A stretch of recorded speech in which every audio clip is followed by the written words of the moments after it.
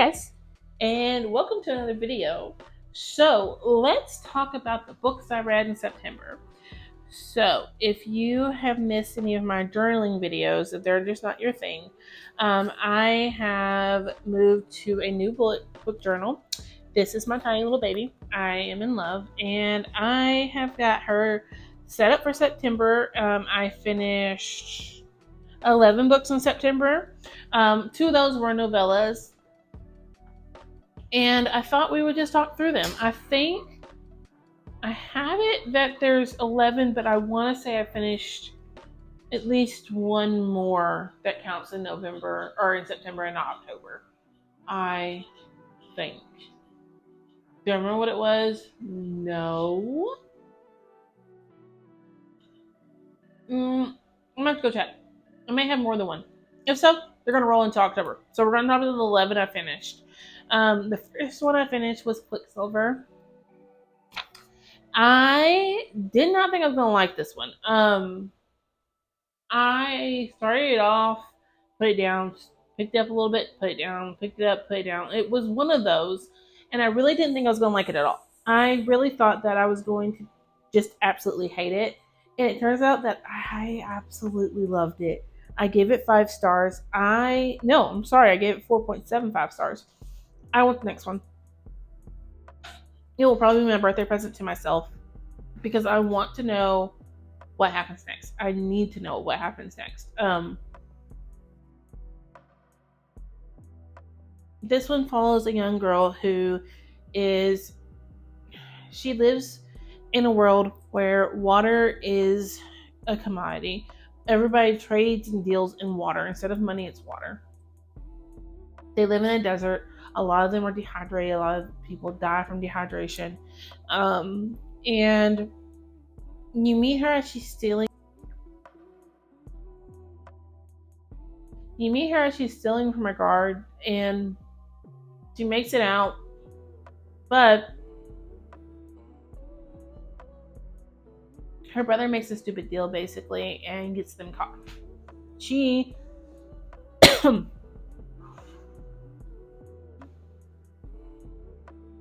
taken to the palace because she's caught and ends up in another world. It has to do with Fae and things like that. The ending makes me want to know more.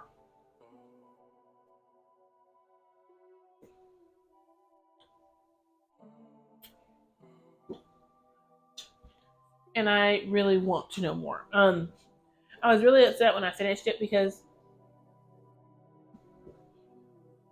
I had seen everyone praising it and talking about it for the last year on BookTube. So I was sure, or Book Talk, whatever, in the book space on the internet, and I was sure, okay, it's been long enough. I can read it and won't get caught up. I'll have the second one. Nope, the second one doesn't come out till the end of November. So I need to know more, and I can't wait to learn more. The next 1, 2, 3, 4, 5, 6. 6? Yes. So the next 6 all fall into the Campers and Criminals Cozy Mystery series. I'm not going to go into too much detail. I'm just going to tell you yet again, I love them. They make me happy. I will read them all. I have read them all. I think there's 2 more that have been published or are about to be published that I have not read, obviously. But the rest of them I have finished. There's over 30. I absolutely love this Cozy Mystery series. If you've never heard me rave about this series, the first one follows May. May is a southern girl who, on midnight, when the clock struck midnight on her 18th birthday, she jumped out the window of her foster mom's house, stole her foster brother, left her money for a bus ticket to New York City. She starts to be a flight attendant and marries a very rich man, a very older rich man, and it's all fine and dandy until she realizes that he's running a Ponzi scheme. Has been for a while, has stole money from everybody, and now she has nothing left. The only thing left in her name that solely hers is her camper in a RV lot in Kentucky. That's all she has left. So she sees the brochure to the camper, like the RV lot, and thinks, okay, I'm gonna go down to Kentucky. I'm going to take a look. I'm going to sell it, get enough money to start my life again, and be done. When she gets there, it looks nothing like the brochure that she was given. It is run down. It is not where it needs to be done. No maintenance has been done to this poor place in forever. And her camper van needs renovation. She's never lived in a camper van. She's never done any of this. And the whole town hates her because, again, her husband stole money from everybody, including everyone in town. And they all think that she's there to manipulate and steal from them again. Instead, they get May, who is so big-hearted and empathetic. She is just trying to do better about around everybody. She's trying to just give back what her husband stole. Even though she didn't do it, she still feels bad and wants to give back what was taken because she lived a good life on their money. And so the town starts to fall in love with her and she falls in love with the town. And she decides to make her home in Normal, Kentucky. And things are great for all of 2 seconds until she falls in the lake with the handyman and finds her dead husband's body. And everyone thinks that she killed her husband. Well, first off, he escaped. She was accused of helping him escape. Then she falls in the lake as soon as she's like, I didn't help him escape. I don't know where the hell he is. And finds his body, and they're like, oh, so you killed him. That's how you didn't know where he was at. She's like, no, I didn't kill him. Pretty early on in the first book, you find out that she has a solid alibi. She was driving to Kentucky when he died, so there's no way she killed him. Some May has killed her ex-husband, and May sticks her nose in it to figure out who did it. It is a very cozy whodunit kind of mystery. And there's 30 books of this where somebody has passed away or somebody gets murdered, and May and the laundry ladies, who you come to love, stick their nose in it. The laundry ladies remind me of Ethan's grandmothers from the Beautiful Creatures books. So if you love that book, if you love the family dynamic in that book, let me put it that way. If you love the family dynamic in the book and the sisters, you will love the laundry ladies. They make my heart so happy. I absolutely adore them and honestly could rave for 10 plus minutes on this series. They are a little redundant. They are a little been there, done that. You can kind of see it coming, sort of, but they're good. And honestly, they're wonderful to listen to while you're just cleaning up the house or whatever. I like to listen to them while I'm doing paperwork. If I'm doing note entry at work or data entry where there's a lot of mundane details I'm just entering, typing, I love listening to them because it can give my mind something to kind of focus on while it's doing the mundane thing it has to do. After those, though, I finished All Systems Red. I finished the first one, the Murderbot series. I gave it 3 stars. It just wasn't for me. I think, first off, I just want to say before I go into this, I will say that literature has no gender, and there's no such thing as dude fiction. But this one was all action, and it missed the interpersonal details that I like in the story. It is very much more plot driven than it is character driven, and I like a more character driven book.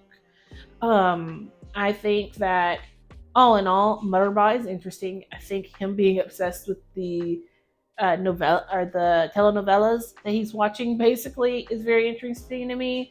But as far as like the scientific aspect of it, it just wasn't my thing.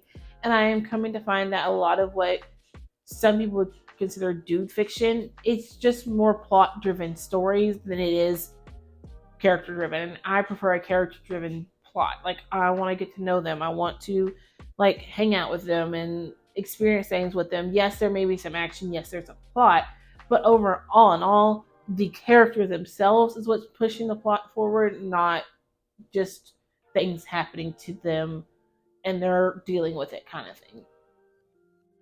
But I will say I had it. I had it, I read it, and I didn't think it was awful. I won't continue with the series because it just wasn't my cup of tea, and that's okay.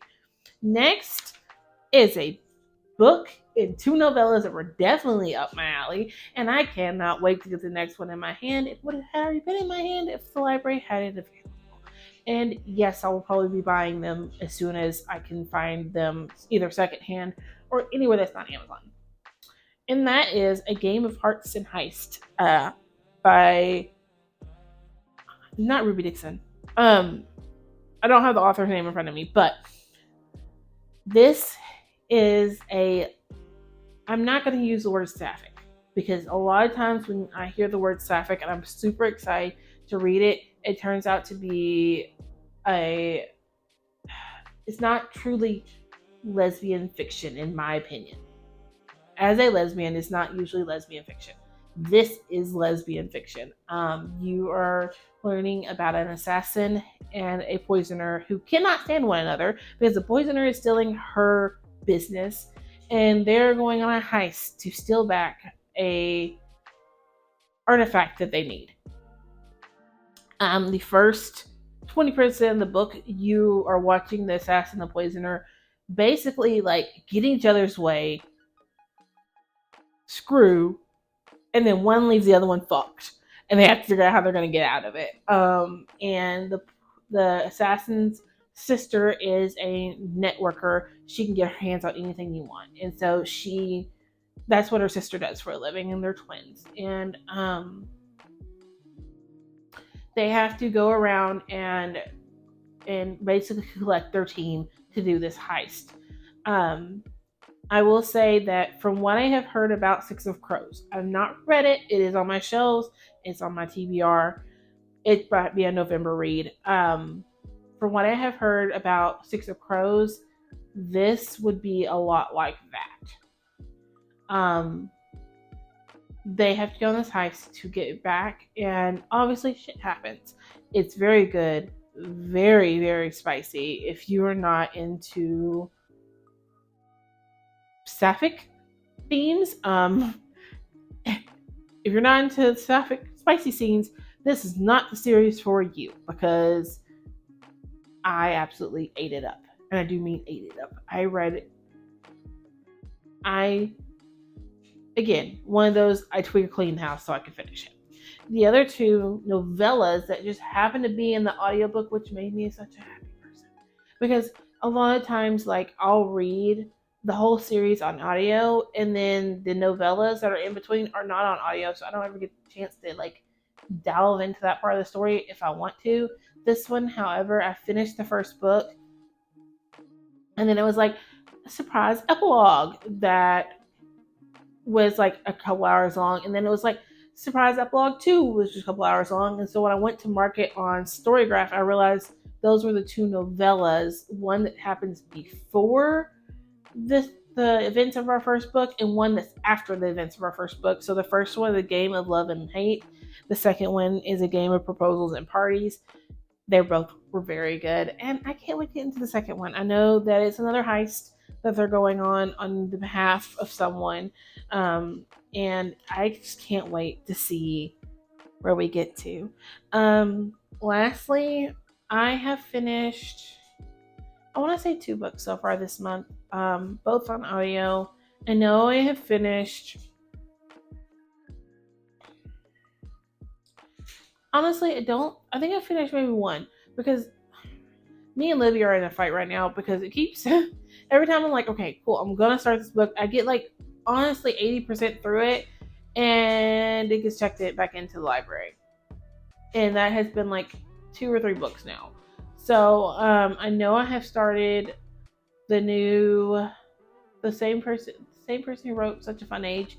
I've started her new one. I've got about 70% into it. I have not finished it because Libby decided to turn it in. The J.A. Ward, the second one, the Black Dagger Brother series, I am 80% into that one. Libby took it back.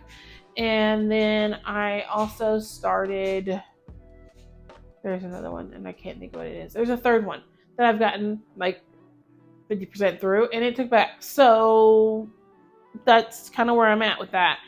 I am glad y'all stayed around for this video. I hope the dryer in the dishwasher wasn't too loud. I know that the dishwasher just has finished finally.